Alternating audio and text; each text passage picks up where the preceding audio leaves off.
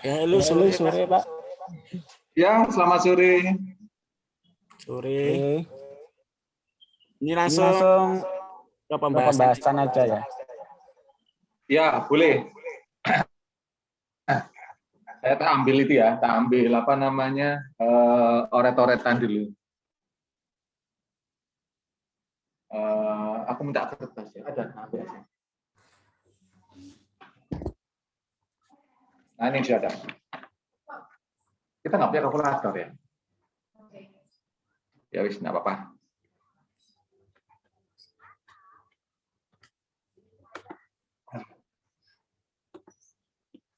Ini kan laporan keuangannya kita ambil di IDX kan. Ini mungkin udah tahu Pak ya ini.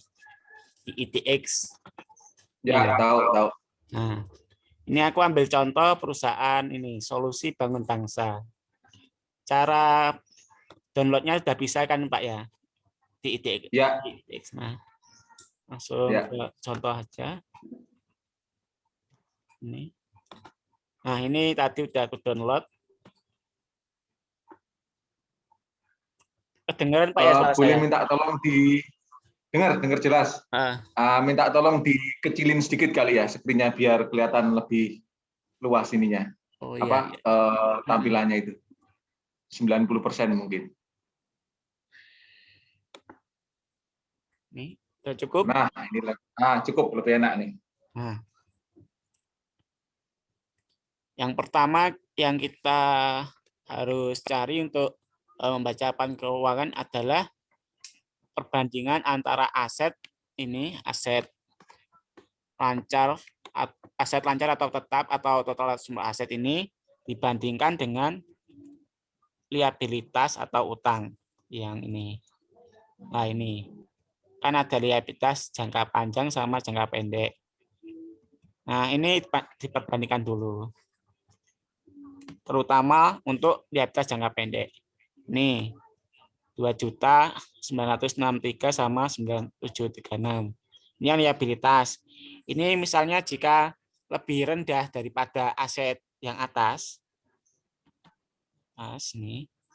Nah, ini kan lebih besar kan ini asetnya.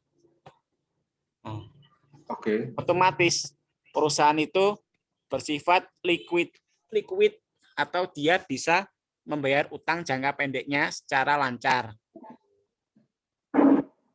Dari sini paham, Pak? Jadi liabilitas lebih kecil daripada aset. Otomatis kan asetnya lebih besar daripada utang kan? Nah, itu dikatakan perusahaannya liquid atau mampu membayar hutang-hutangnya dengan lancar. Itu poin pertama.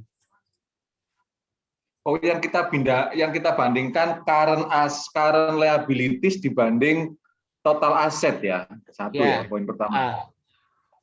Aset sama liabilitas. Boleh? Yang current ya berarti ya. Yang current aset. Nah, sebelumnya sudah tahu ini rasio likuiditas, Pak? Lupa, dulu pernah belajar. Ya. Kalau nggak salah, rasio likuiditas itu kan sebenarnya current liabilities dibagi dengan current asset toh. Ya. Nah, itu kalau di bawah satu berarti dia itu current asset dibagi current liabilities itu kalau di bawah satu tidak lancar dia. Kalau di atas satu dia lancar. Ya, benar. Berarti masih ingat, Pak ya. Ini saya Ya, contohkan di sini ada ini. Current ratio. Oh iya. Benar kata Bapak tadi. Kan ini saya pakai bahasa Indonesia saja kan ya. Current Oh aset iya, kan aset lancar. Ya. Intinya juga tadi mungkin masih ingat tadi mudah untuk membaca laporan keuangannya. Ini aset. Nah, ini karena dia kurang dari satu ini kan. Ini perusahaannya tidak liquid atau tidak mampu membayar utang. Ini yang saya contohkan tadi perusahaan Solusi Bangun Indonesia. Ini. Solusi ini. Makanya aku ambil contoh ini. Karena rasio-rasio sebelumnya sudah saya hitung, jadi nggak perlu hitung lagi gitu, Pak. Jadi nggak kerja 2 kali. Oke. Mudah dalam menjelaskannya. Nah, dalam rasio likuiditas kan ada banyak rasio. Salah satunya tadi yang Bapak sebutkan, ada current ratio yang tadi rumusnya, current asset atau dibagi current liabilities. Nah, yang kedua ini ada quick asset. Quick ratio. Nah, ini aset lancar dikurangi persediaan dibagi liabilitas jangka pendek. Ini juga interpretasinya sama. Jika di atas 1 dia dikatakan liquid, jika di bawah 1 dikatakan tidak liquid. Ada cash ratio juga.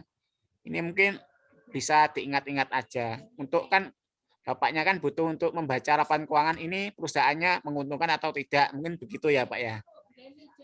Ya, satu menguntungkan atau tidak, kedua sebenarnya dia ini kalau kita beri kredit, kalau kita berikan kredit itu mampu bayar enggak sih sebenarnya? Itu ya. Itu yang pertama, harus tahu apa itu perusahaan itu liquid atau enggak. Itu yang pertama. Untuk caranya ini untuk menghitung rasionya itu biar tahu liquid atau tidak. Yang kedua sudah tahu dengar ini. Tadi sudah jelas Ya, Pak ya rasio likuiditasnya. sorry, minta tolong dibalikin ke slide yang laporan keuangannya. Iya, ini. Sebentar ya. Aset lancarnya itu 2,5, kemudian minta tolong turun ke bawah, Mas. Ya. Minta tolong turun ke bawah. 14. Yang apa?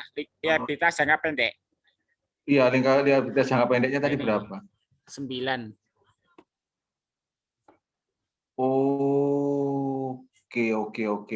Jadi current ketemu current ya? Ya, lancar ketemu lancar, yang tetap ketemu. Kalau tetap jangka panjang itu nggak ada rumusnya. Biasanya itu yang current sama current. Oke. Siap. Oke, lanjut Mas. Sorry. Kalau aku potong-potong nggak apa-apa ya Mas ya? Ya nggak apa-apa, penting jelas gitu aja. Ya. Ini udah paham ya Pak? Intinya tadi rasio likuiditas kan sebenarnya juga banyak ada. Tadi kan current ratio, terus cash ratio. Cash ratio itu yang dibandingkan kas sama current liabilitas. Nah ini yang cash ratio kan cuma kas saja. Nah ini. Dan sebenarnya juga banyak rasio likuiditas. Ini saya ambil contoh cuma 4. Sebenarnya juga banyak. Cuma kan saya ambil yang paling umum itu ini 4. Sebenarnya 3 tak tambah 1 inventory itu ini. Untuk perputaran persediaan. Saya next saja Pak ya rasio selanjutnya. Ini sudah paham Pak ya rasio likuiditas? Sebentar ya, tak anu dulu ya, tak pahami sebentar aja dulu ya.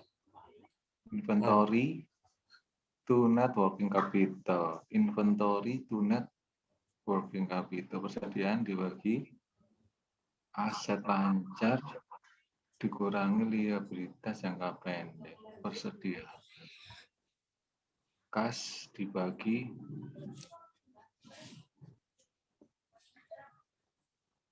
Loh, Mas Firdaus, kalau yang inventory to net working capital ini sebenarnya kita mau melihat apa?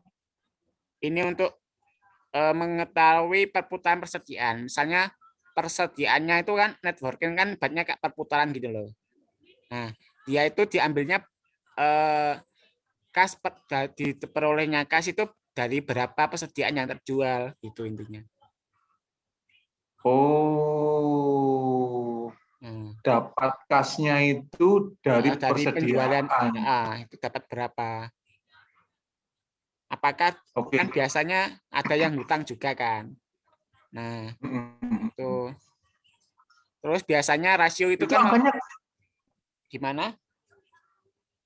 Sorry, yang tahun 2018 kan minus ya. Yang tahun 2019 itu kan positif bergede banget tuh. Itu artinya apa ya Mas? Kita coba lihat dulu di laporan keuangannya. Ini kan yang mencoloknya kan di sini kan. Yang liabilitas jangka pendeknya. Yang ini 9 juta, yang ini 2 juta. Faktornya juga banyak. Sebentar saya tadi yang liabilitas jangka pendek ya dia.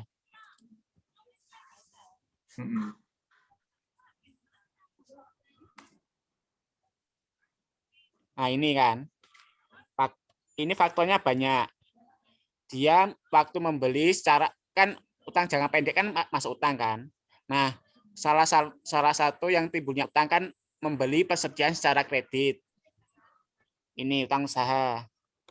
Atau dia belum bayar pajak kan masuk utang pajak kan. Nah tuh Terus ini pengaruhnya kan paling banyak ini kan beban yang harus dibayar. Ini paham Pak beban yang harus dibayar itu apa? Enggak. Coloknya Apa, ini. Din? Beban yang masih harus dibayar itu misalnya saya punya iklan. Nah, iklan kan yang beli Bapak kan ya. Misalnya Bapak order ke saya iklan, mau pasang iklan. Namun Bapak belum bayar ke saya. Saya kan ngakuinya hutang kan. Hutang Bapak belum karena belum bayar itu. Nah, itu masuk beban yang masih harus dibayar. Ibaratnya kayak utang, istilah lainnya utang gitu. Terus ini ada lagi perbedaannya di ini pinjaman jangka pendek. Ini 2019 kan nggak ada kan? Dia nggak Ya, pinjam. betul. Nah, pinjaman ini kan pinjaman bank kan. Mungkin di 2018 ini dia kurang tahu karena apa, kenapa kok bisa pinjam bank. Nah, alhamdulillahnya 2019 ini dia lunas. Nah, ini perbedaan rencananya di situ. Nah, akibatnya tadi hasilnya negatif tadi. Oke.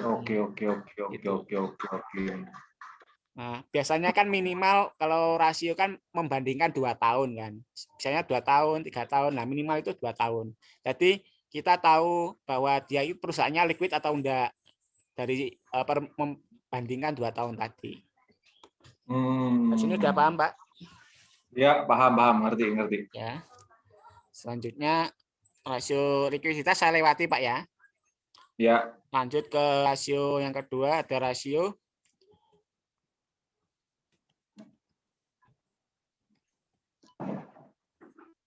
sebentar saya lihat dulu.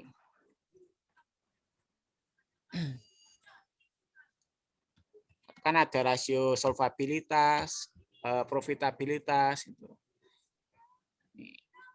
Yang kedua profitabilitas dulu aja. Ini kebetulan ada yang order jasa ini, yang jasa apa itu analisis laporan keuangan kan. Nah, jadi menjelaskannya mudah. Sebelumnya soalnya sudah aku kerjakan gitu. Oke. Nah, ini profitabilitas. Ini sebelumnya Bapak tahu fungsinya untuk apa rasio profitabilitas? Belum. Nah, fungsi dari profitabilitas ini untuk mengukur keuntungan dari perusahaan.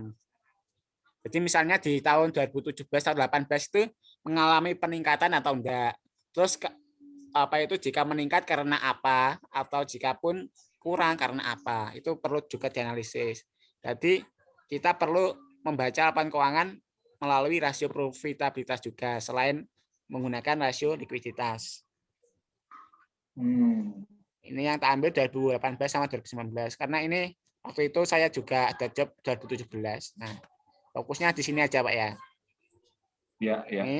Ini coba dilihat baik-baik nanti tak tunjukkan laporan keuangannya.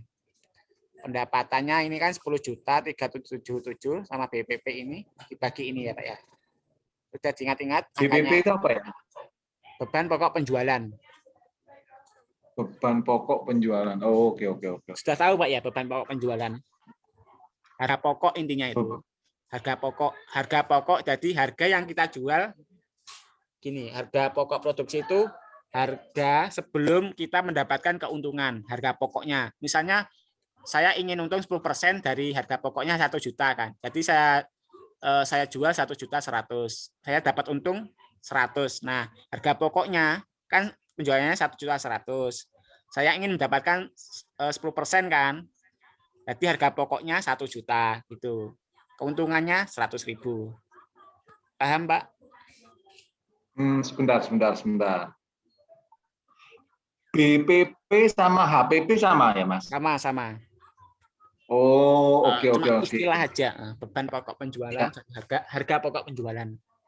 Oke, harga pokok penjualan itu adalah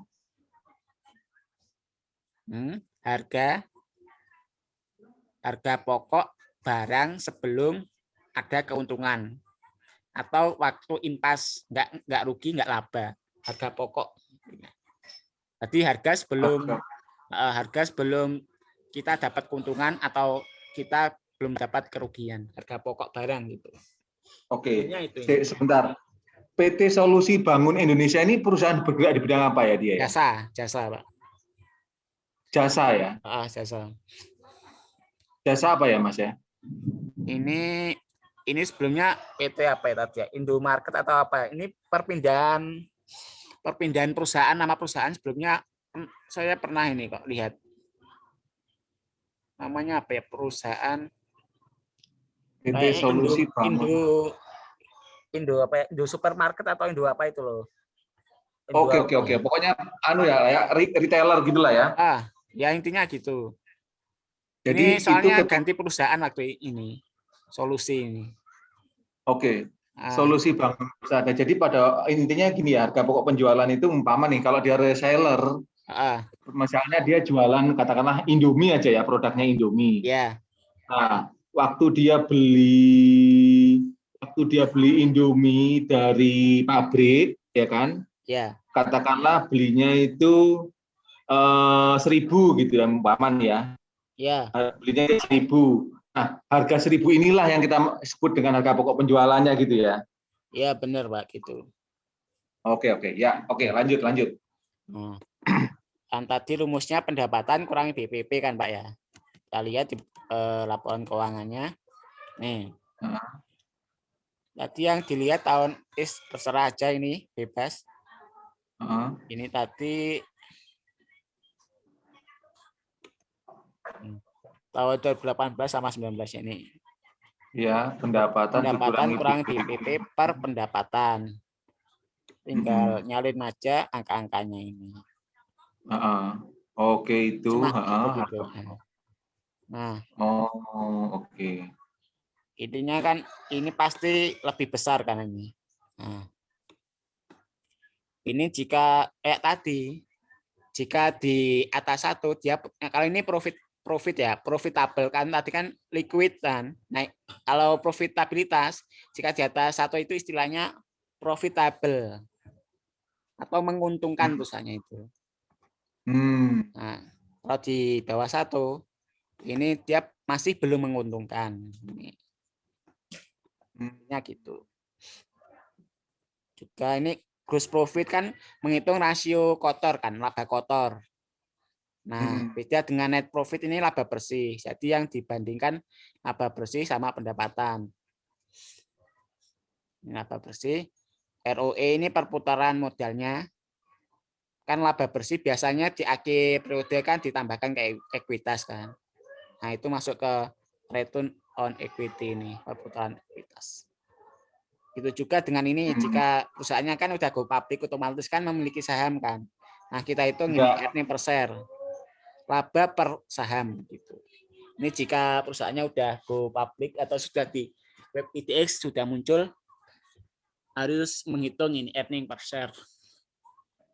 Intinya itu yang profitabilitas.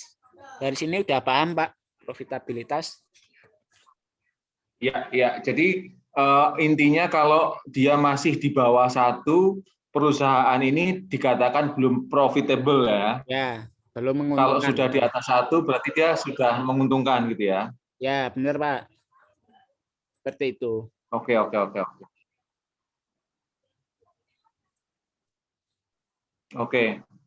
Sudah bisa dilanjutkan ke rasio selanjutnya.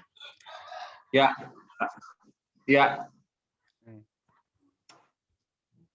Selanjutnya ada rasio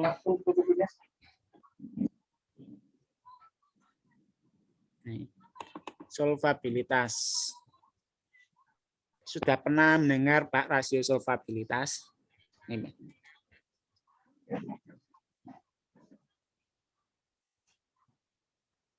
Halo? Ya, halo. Sudah pernah mendengar rasio solvabilitas, Pak? Belum. Lupa, sebenarnya saya lupa ya. Saya lupa ya. Nah, solvabilitas ini juga sama seperti yang sebelum-sebelumnya, likuiditas sama profitabilitas, cuma bedanya solvabilitas ini menghitung ke utang pihak ketiga. Misalnya kan ada piutang pihak ketiga, utang pihak ketiga, dan lain-lain. Nah, istilahnya juga sama seperti yang tadi profit sama likuiditas. Jika di atas 1, dia dikatakan solvable atau mampu melunasi hutang pihak ketiga. Yang tadi kan likuiditas kan ya jangka pendek kan atau lancar kan. Solvable ini ke utang jangka panjang atau keseluruhan utang. Nah, intinya gitu. Jadi menganalisis status perusahaan dan kemampuannya dalam memenuhi kewajiban pada pihak ketiga. Ini bisa diilustrasikan ke utang jangka panjang itu, ataupun juga utang jangka pendek.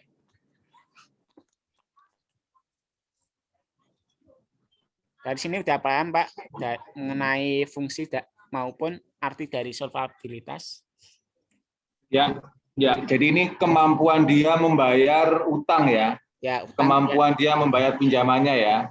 Pinjaman jangka panjang atau pihak ketiga.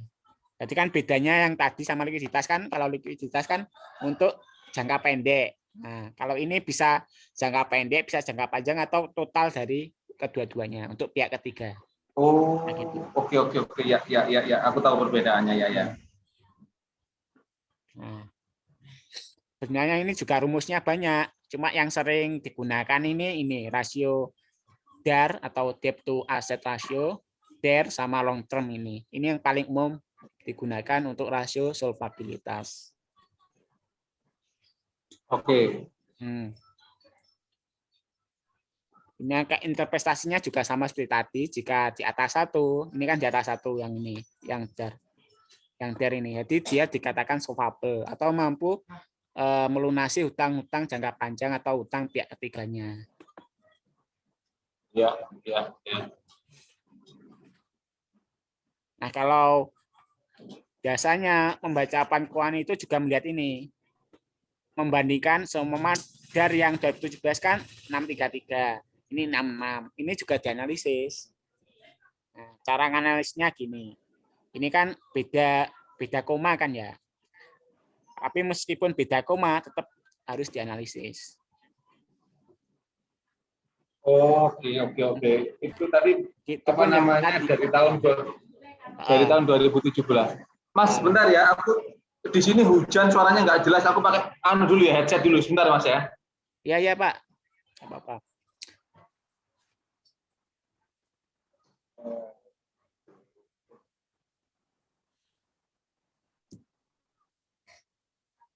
Mana sih volume?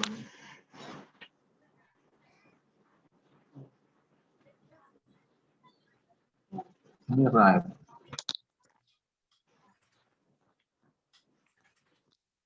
Ya itu. Ini sebelah kanan. Tes.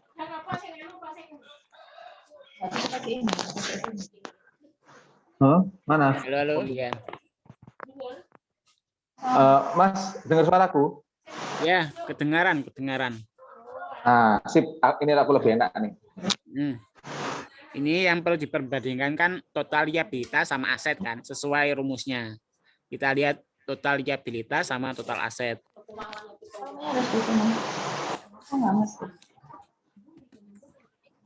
Total liabilitas, nah ini. Total liabilitas ini. Ini kan selisihnya sedikit kan ini. Nah, ini juga dianalisis. Kalau yang utang pihak ketiga ya ini ya. Ini kan hampir sama. Nah, perbedaan mencoloknya kan di sini. Utang berelasi. Ini yang mencolok. Ini sama ini. Ini kan total liabilitas kan otomatis juga apa itu jangka pendek yang tadi saya jelaskan tadi juga berpengaruh. Ini pinjaman bank juga tadi berpengaruh juga. Liabilitas jangka panjang ini. Jadi intinya ini tahun keberapa ya? Nah, tahun 2018 ini perusahaan memiliki banyak utang. Misalnya dia memiliki tanggungan jangka pendek sebesar ini. Sedangkan di 2019 ini dia belum ada kan. Nah, ini. Jadi itu mempengaruhi tentang perusahaan mampu atau tidak dalam melunasi utang pihak ketiga. Cara analisisnya gitu. Jadi kita lihat perbedaannya mencolok gitu aja. Ini kan yang mencolok ini yang 1 juta ini. Ini dua, yang paling mencolok ya Mas ya. ya, yang paling mencolok. Ini pinjaman jangka panjang jatuh tempo ini juga. Intinya gitu sih kalau solvabilitas. Mungkin ada yang ditanyakan. Intinya 3 rasio tadi gitu intinya. Membandingkan perbedaan yang mencolok. Ya. Ya. Yang mencolok itu minta tolong balik ke itu Mas, slide laporan keuangannya. Ya ini. Nah, itu kan ada angka ya Mas. Ada angka mulai dari atas nih. Utang usaha pihak ketiga itu kan ada 1,2 sampai 1,2. Ini tidak terlalu mencolok ya kalau kayak gini ya. Ya, nggak terlalu. Pihak berelasi ada 241 sama 36. Bukannya ini juga mencolok ya Mas? Ya, ini juga cuma tadi kan saya mencontohkan kan yang paling banyak. Sebenarnya juga analisnya satu-satu. Nah, di laporan keuangan ini kan ada yang namanya catatan atas laporan keuangan. Nah, untuk lihat ini, lihat catatan ini, kan bisa di bawah kan ada kan catatan atas laporan keuangan. Penjelasan dari angka-angka tadi loh. Nah, ini loh. Oke. Nah, ini biasanya juga baca ini catatan atas laporan keuangan ini. Kan fungsinya angka-angka yang di depannya angka tadi, yang ini. Nah, atas lagi. Angka-angka yang di depan ini. Nah, fungsinya ini angka-angka 8 ini. Ini sebenarnya untuk tadi melihat catatan atas laporan keuangan. Misalnya angkanya ini pihak ketiga itu yang utang siapa saja, dari PT mana saja atau dari pihak ketiga mana saja. Itu juga bisa dilihat. Jadi mempermudah dalam membaca laporan keuangan gitu ataupun menganalisis laporan keuangan. Ini fungsi note ini catatan. Ya seperti itu. Mas. Aku itu seringkali mengalami kesulitan hal yang mencolok itu tadi. Nah, kalau Mas Firdaus tadi kan ngelihatnya langsung yang paling mencolok gitu ya. Contoh yang angka pinjaman bank jangka pendek. Nah, pinjaman bank jangka pendek itu kan tahun 18 ada 1,3, kemudian tahun 19 sudah lunas 0 gitu. Nah, maksudku kriteria mencolok yang seperti apa Mas? Yang apa namanya yang menjadi perhatian kita. Nah, ini kayaknya sebenarnya mau mati ini. Saya kirim lagi ya linknya. Oh iya. Karena cuma pesan 1 jam ya tadi ya. Iya. Oh iya wis Mas. Apa namanya nanti tak connect lagi ya. Iya, saya tutup dulu ya. Iya. Ya, selamat sore. Selamat sore. Sampai lagi. Ya.